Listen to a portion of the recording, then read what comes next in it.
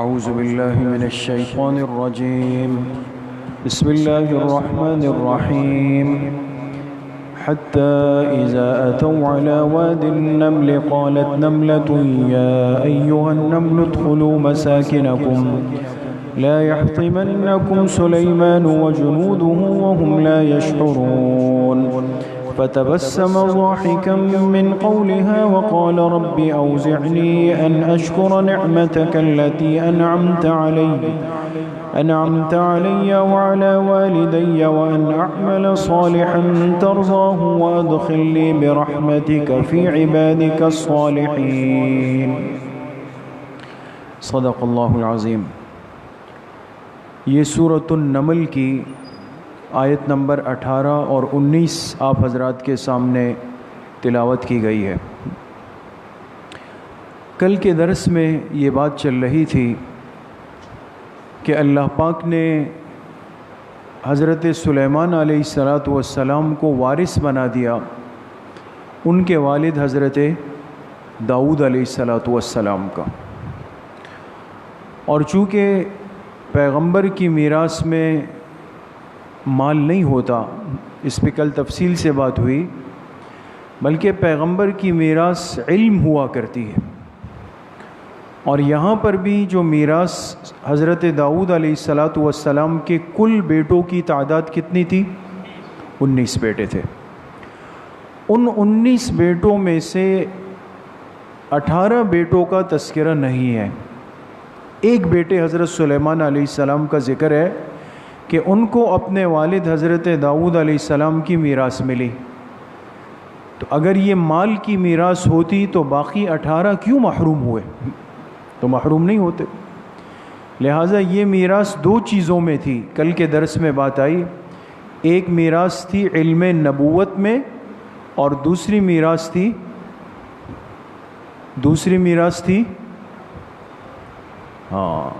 بہت جلدی بھول گئے آپ لوگ، خلافت میں. دوسری میراث کس میں تھی؟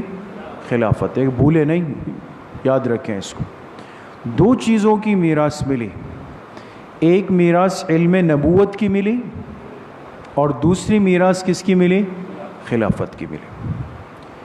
اب 19 بیٹوں میں اللہ پاک کا انتخاب تھا کہ ان ایک بیٹے حضرت سلیمان علیہ السلام کو منتخب کیا. لیکن دیکھیں انسان کی فطرت ہے، انسان کا مزاج ہے کہ اگر ایک گھر میں 2 بھائی رہتے ہوں، یہاں تو 19 ہے نا، ان 2 میں سے ایک کو اختیار زیادہ دیا جائے، دوسرے کو کم دیا جائے، تو کم لینے والا چاہے راضی ہو لیکن دل پہ بوجھ ضرور آتا. اب حضرت داؤد علیہ السلام کا منصب منتقل ہو رہا ہے اور 19 بیٹے ہیں، تو اللہ پاک نے اس کے لیے ایک ترتیب منتخب کی. احادیث میں اس کا ذکر ہے اور بڑا عجیب و غریب دلچسپ واقعہ ہے. ایک فرشتے کو بھیجا اور وہ فرشتہ اللہ کی طرف سے آیا ایک سوالات کا پرچہ لے کر. ایک لفافہ تھا، تفسیروں میں لکھا ہے، اور اس لفافے میں ایک پرچی تھی جس پہ کچھ سوالات تھے. ان سوالات کی کل تعداد 9 سوالات تھے. ان سوالات کا ہم یہاں ذکر نہیں کرتے، وقت کم ہے. 9 سوالات تھے اور فرشتے نے آ کر حضرت داؤد علیہ السلام سے فرمایا کہ اللہ پاک نے بھیجا ہے کہ یہ لفافہ آپ اپنے 19 بیٹوں کے سامنے کھول دیں.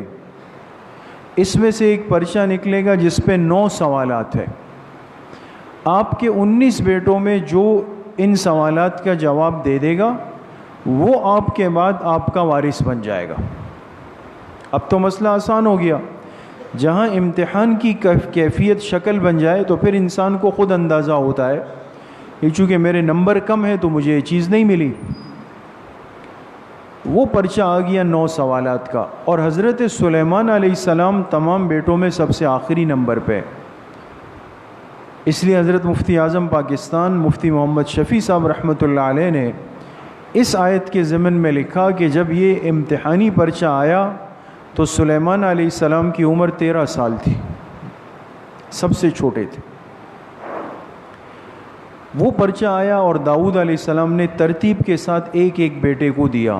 اس میں 9 سوالات تھے، بڑے دلچسپ اور بڑے عجیب و غریب. مثال کے طور پہ 2 کا تذکرہ کر دیتا ہوں. سب سے پہلا سوال یہ تھا کہ انسان کے سب سے زیادہ قریبی چیز کون سی ہے، سب سے قریب. اور دوسرا سوال یہ تھا کہ انسان سے سب سے زیادہ دور چیز کون سی ہے. اب یہ سوال جب 18 بیٹوں کے پاس ایک ایک کر کے پرچہ گیا، کوئی نہیں دے سکا. سلیمان علیہ السلام کی باری آئی. انہوں نے پہلا سوال پڑھا کہ سب سے قریبی چیز کون سی ہے. فرمایا موت ہے. موت ہے، یہ صحیح جواب تھا. کہ سب سے دور چیز کون سی ہے. فرمایا جو انسان کے ہاتھ سے نکل گئی. جو چیز انسان کے ہاتھ سے نکل گئی نا، ایک مرتبہ چلی گئی، جیسے وقت چلا گیا، یہ سب سے زیادہ دور ہو گیا. اور بھی آگے سوالات بڑے عجیب و غریب ہیں. تو 9 سوالات کے جوابات سلیمان علیہ السلام نے دیے، پرچے میں کامیاب ہو گئے اور اللہ کی طرف سے منتخب ہو گئے کہ یہ داؤد علیہ السلام کے بعد ان کے جانشین اور ان کے خلیفہ بنیں گے.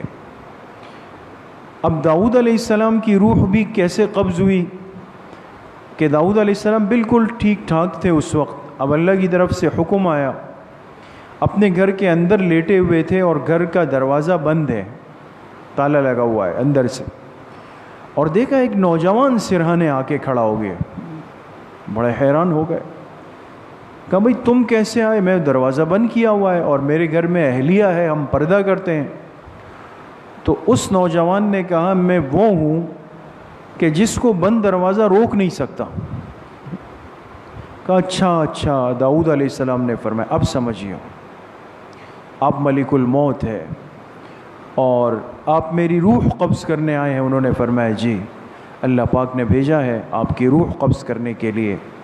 تو روایات میں داؤد علیہ السلام لیٹ گئے قبلہ رخ ہو کے، اور فرشتے نے آ کر آپ کے جسم سے آپ کی روح کو قبض کر لی. سلیمان علیہ السلام ان کے جانشین بن گئے، نبوت میں بھی، علم نبوت میں بھی اور خلافت کے اندر. اور اللہ پاک نے ایسی بادشاہت دی کہ جو جنات پر، انسانوں پر، پرندوں پر، ہواؤں پر، ہر چیز پہ چلتی تھی. ایک دوسرا کمال یہ دیا جو کل کی آیت میں ہے وَعُلِّمْنَا مَنْطِقَ الطَّيْرِ. اللہ پاک نے پرندوں کی بولیوں کی سمجھ دی.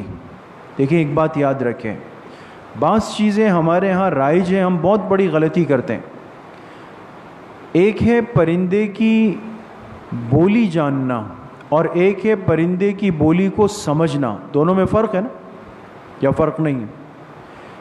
ایک بچہ کھڑا ہو جائے کہے میں بلی کی آواز نکال سکتا ہوں، ہے نا، یا کہے جی میں طوطے کی آواز نکال سکتا ہوں. یہ ہے اس پرندے کی بولی جاننا. ظاہر سی بات ہے کہ یہ کوئی سنجیدہ کام تو نہیں ہے نا کہ ایک آدمی بلی کی آواز کی نقل اتارے یا چوہے کی آواز کی نقل اتارے یا طوطے کی نقل اتارے. سنجیدہ نہیں.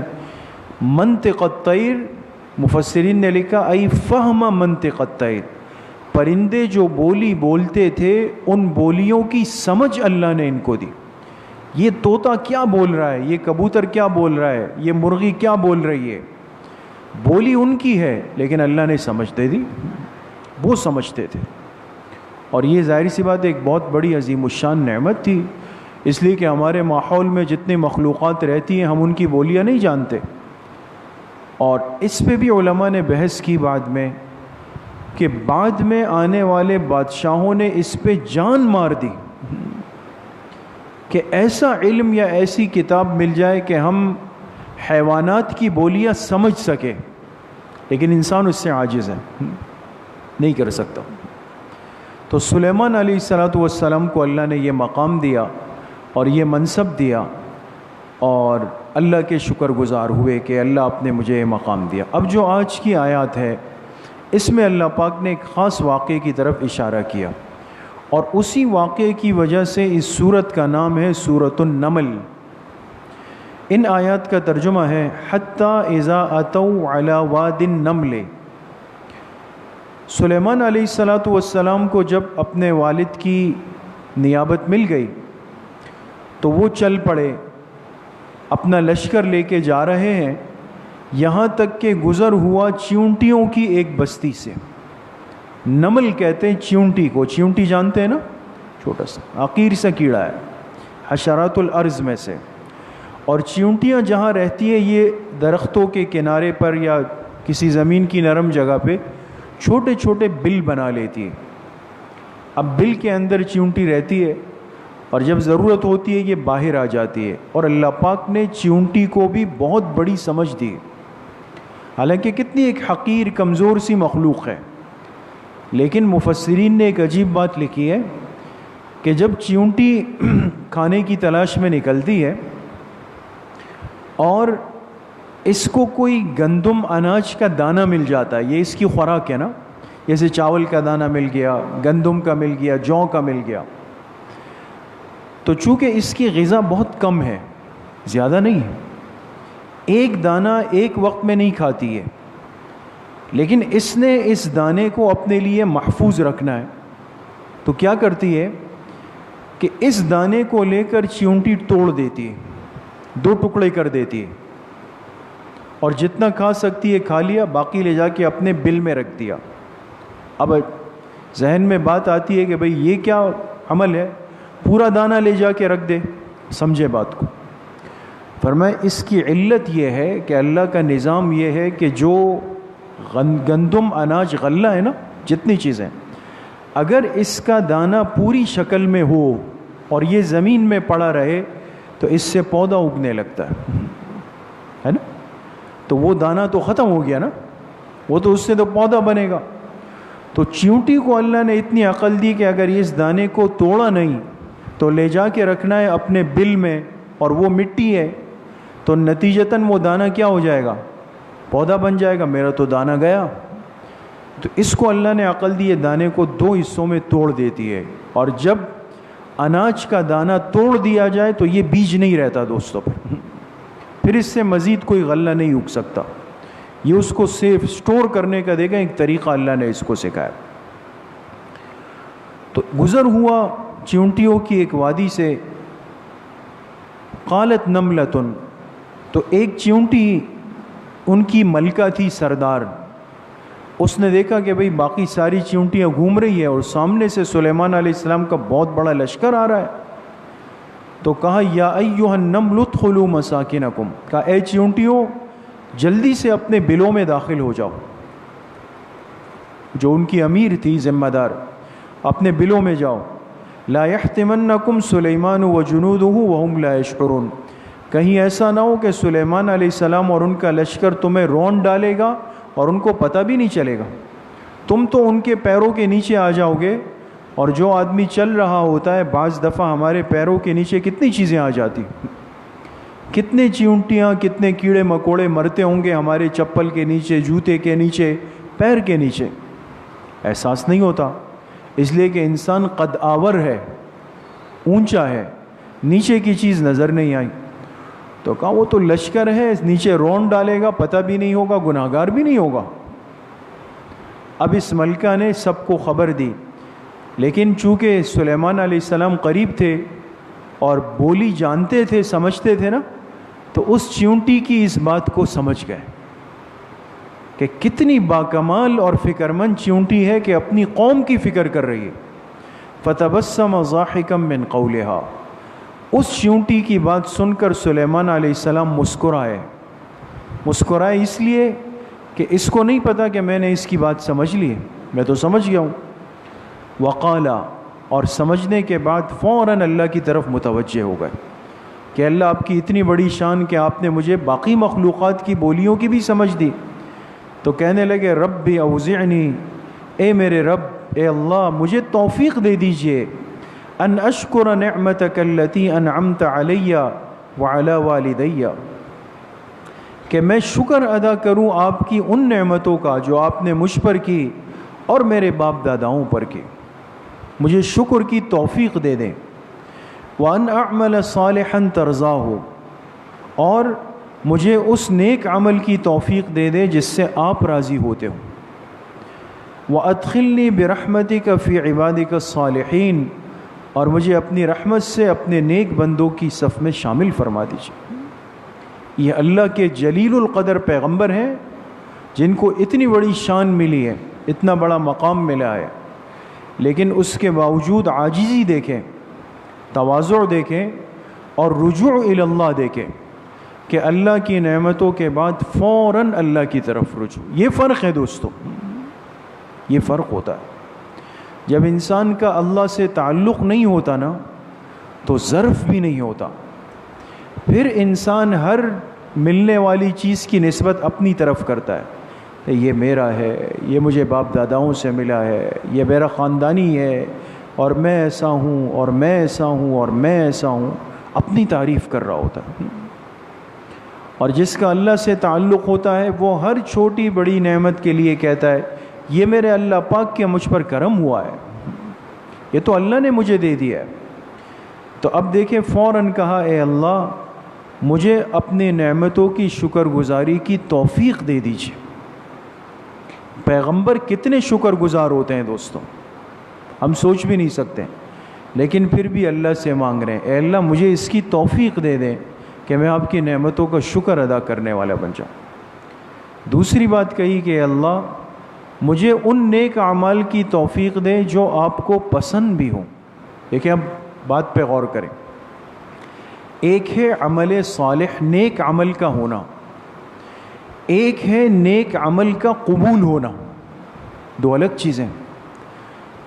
بعض دفعہ انسان عمل صالح کرتا ہے لیکن ضروری نہیں کہ اللہ آپ کے نیک عمل کو قبول بھی کر رہے ہوں۔ اس لیے میرے عزیزوں دوستوں بزرگوں، قرآن کریم میں اور احادیث میں اس کی ترغیب اور دعوت ملتی ہے کہ انسان جب بھی کوئی نیک عمل کر لے تو فوراً پھر دعا کرے ربنا تقبل منا انک انت السمیع العلیم۔ یہ نماز کے بعد بھی آپ نے سنا ہوگا، یہ دعا کرتے ہیں، قرآن خوانی کے بعد یہ دعا کرتے ہیں۔ یہ دعا کیا ہے؟ اے اللہ میں تو یہاں تک آ سکتا تھا، نماز پڑھ لی، روزہ رکھ لیا، زکوٰۃ دے دی، حج کر لیا، جہاد کر لیا، صدقہ دے دیا، ہمدردی کر لی، اے اللہ نیک عمل تو ہو گیا لیکن ربنا تقبل منا، اب اس کو قبول کرنا یہ آپ کے ذمہ ہے، آپ اس کو قبول فرما لیں۔ تو اس لیے میرے عزیزوں دوستوں بزرگوں، انسان ہر نیک عمل کے بعد اس نیک عمل کی قبولیت کی دعا مانگے۔ آج دعا کی اہمیت، عظمت، ضرورت زندگیوں سے بالکل ختم ہو گئی ہے۔ ساتھی ایسے اٹھ کے بھاگتے ہیں کہ جیسے یہ 2 منٹ اگر دعا کو دے دیے تو کتنے کسٹمر نکل جائیں گے۔ یہ تو بول بول کے تھک گئے ہم لوگ کہ بھئی تھوڑا سا وقت ہے، باقی تو نہ ہم رات کو اٹھ سکتے ہیں نہ دن میں ہم کوئی اتنے نیک اعمال والے، اپنی بات عرض کر، یہ تھوڑا سا وقت ہے دعا کا۔ فجر کے بعد تھوڑی سی دعا لمبی ہوتی ہے اور عصر کے بعد تھوڑی سی لمبی ہوتی ہے نا، اتنا تو سب ساتھی جانتے ہیں نا کہ 2 نمازوں کے بعد تھوڑی دعا لمبی ہوتی ہے۔ وہ کون کون سی نماز ہے؟ فجر اور عصر کے بعد۔ اور کتنی لمبی ہوتی ہے؟ 15 منٹ تو لگتے ہوں گے، 2 سے 3 منٹ، 4 منٹ لگتے۔ یہ 2، 3، 4 منٹ آج ہم پہ بوجھ کیوں بن گئے دوستو؟ یہ سوچنا تو چاہیے نا تھوڑا سا، کتنا وہ ضروری کام آ گیا کہ میں سلام پھیرتے ہی اور اپنے جلدی سے انگلیوں پر گنا اور پھر پیچھے راستہ بنا کے، پیچھے بھی صف کھڑی ہوئی ہے، یہاں انتظار میں حضرت والا کھڑے ہوئے، ایک پوری لائن قطار میں کھڑی ہوئی ہے، نکلنا ہے مجھے باہر۔ ایک بہت برا منظر ہے۔ ایک تو دیکھیں کسی کا عذر ہے، تقاضا ہے، واش روم جانا ہے، ضروری فون آ گیا، الگ بات ہے، مستثنا ہے، لیکن ایسی کوئی بات نہیں ہے۔ آپ نے دکان کھول لی ہے، آپ نے کام پہ پہنچنا ہے، اس 3 منٹ میں آپ کتنی دنیا کما لیں گے؟ اصل چیز جو ہمارے اساتذہ فرمایا کرتے تھے کہ ہم کتنے بد نصیب ہیں کہ جب لینے کا وقت آتا ہے تو اٹھ کے چلے جاتے ہیں۔ اصل تو اللہ پاک نماز کا جو خلاصہ ہے وہ دعا میں دیتے ہیں، اس دعا کے لینے کے وقت میں اٹھ کے چلے گئے۔ دعا کی عادت بنائیں، ہر نیک عمل کے بعد تسلی سے دعا مانگیں، دعا کر کے جائیں، اللہ سے مانگے کہ اللہ میں نے یہ نیک عمل کیا، آپ کی توفیق تھی، اب آپ اس کو قبول بھی فرما لیں۔ ایسا نہ ہو کوئی ریاکاری آ گئی ہو، کوئی اخلاص ضائع ہو گیا ہو، قبول ہو جائے۔ تیسری بات، دعا کی، اے اللہ اپنی رحمت سے مجھے اپنے نیک بندوں میں شامل فرما دیں۔ اپنی رحمت سے اس دنیا میں اللہ کا بندہ چاہے کتنا ہی بڑے منصب پہ ہو، نبوت سے بڑا منصب نہیں، لیکن یاد رکھے وہ بھی اللہ کی رحمت کا محتاج ہے۔ اللہ کے فضل اور رحمت کے بغیر کچھ نہیں ہو سکتا۔ اس لیے حدیث پاک مشہور ہے کہ آپ علیہ الصلاۃ والسلام نے صحابہ سے فرمایا کہ قیامت کے دن ایک بندے کے اعمال کتنے ہی زیادہ ہو، لیکن یہ اللہ کے فضل کے بغیر جنت نہیں جا سکے گا۔ تو صحابہ نے پوچھا، اللہ کے رسول صلی اللہ علیہ وسلم کیا آپ بھی؟ فرمائے میں بھی اللہ کے فضل سے، لیکن مجھے اللہ کی رحمت نے ڈھانپ لیا ہے، مجھے اللہ کی رحمت نے ڈھانپ لیا ہے۔ تو ہم کیسے اس چیز سے بے نیاز ہو گئے آج کہ انسان اپنے اعمال پر گھمنڈی ہو جائے، مطمئن ہو جائے، کوئی کام کر کے کہے چلے جی ہو گیا، ہو گئے مالا۔ نہیں، دیکھیں یہ چیزیں سیکھنے کی ہے۔ یہ محض ہمیں قصے کہانیاں نہیں پڑھنی پیغمبروں کی، ان کی زندگیوں سے حاصل ہونے والا یہ سبق ہے اس امت کے لیے کہ اپنی زندگی کو اس ترتیب پر لائیں، ہمارے اندر اللہ سے مانگنے کا مزاج ہو، شکر گزاری کا مزاج ہو، دعا کا مزاج ہو، اللہ کے فضل کے محتاج ہونے کا مزاج پیدا ہو جائے۔ اللہ پاک مجھے بھی آپ سب کو صحیح عمل کی توفیق نصیب فرمائے۔ وآخر دعوانا ان الحمد للہ رب العالمین۔ دو باتیں عرض کرنی، ایک تو جیسے آپ حضرات کے علم میں ہے اور یاد ہونا چاہیے کہ آپ کی مسجد میں ماہانہ ایک ترتیب ہے، ہر انگریزی مہینے کی پہلی اتوار کو، انگریزی مہینہ اس کی جو پہلی اتوار آتی ہے اس میں عشاء کی نماز کے بعد ماہانہ بیان اور ذکر مراقبے کی، ختم خواجگان کی مجلس ہوتی ہے، ساتھی ہوتے علم میں ہوگا۔ تو کل کی جو اتوار ہے 4 جولائی، یہ اس مہینے کی پہلی اتوار ہے۔ انشاءاللہ کل عشاء کے فوراً بعد مختصر اصلاحی بیان اور پھر ختم خواجگان ذکر مراقبے کی مجلس ہوگی، اس میں آپ ساتھی اہتمام سے شرکت فرمائیں۔ ایک بات۔ دوسری بات وہ صرف کل کے لیے ہے، اس ایک اتوار کے لیے، کہ ہمارے ہاں ایک سلسلہ جو ہر سال چلتا ہے، جون جولائی کی چھٹیاں جو بچوں کی ہوتی ہیں نا، تعلیم و تربیت کورس کا، اس میں محلے کے بہت سارے بچے الحمدللہ پڑھتے ہیں، پڑھ بھی چکے ہیں بہت سارے۔ اس سال بھی الحمدللہ وہ کورس ہوا اور اس کا امتحان ہوا جمعے کے دن۔ کل ہم نے ان بچوں کی حوصلہ افزائی کے لیے ایک چھوٹی سی تقریب رکھی ہے، ہر سال ہوتی ہے، اور ظاہر سی بات ہے کہ مسجد کو آباد کرنا یہ ہم سب کا ایک اجتماعی عمل ہے۔ یہ بچے ہم میں سے ہر ایک کے مختلف ہیں، کسی کا 1 بیٹا، 2 بیٹے، 3 بیٹے، سب کے بچوں نے پڑھا ہے یہاں پہ۔ تو اس لیے کل عصر کے بعد انشاءاللہ چھوٹی سی مختصر سی تقریب ہے، باہر سے مہمان بزرگ عالم بھی تشریف لائیں گے، بیان کریں گے، ان بچوں کو انعامات بھی دیے جائیں گے۔ تو آپ سے درخواست یہ ہے کہ عصر کے بعد بھی تھوڑا سا وقت آپ نکال لیں۔ کل تو اتوار چھٹی کا دن ہے، تو کل عصر کے بعد کی بھی تھوڑی سی درخواست ہے، بلکہ میں تو ساتھیوں سے یہ بھی کہہ سکتا ہوں کہ کل عصر کی نماز میں آئیں اور نفلی اعتکاف کی نیت سے بیٹھ جائیں، اس لیے کہ عصر کے بعد یہ ترتیب ہو جائے گی، اور پھر مغرب کے بعد کیا ہوگی؟ تاریخ اسلام ہو جائے گی، اور عشاء کے بعد اصلاحی بیان دعا ہو جائے گی، پھر انشاءاللہ گھروں کو چلے جائیں گے۔ کیا خیال ہے؟ ساتھی تیار ہیں انشاءاللہ؟ اللہ پاک مجھے بھی آپ سب کو صحیح عمل کی توفیق نصیب فرمائے۔ الحمدللہ رب العالمین والصلاة والسلام علی سیدنا۔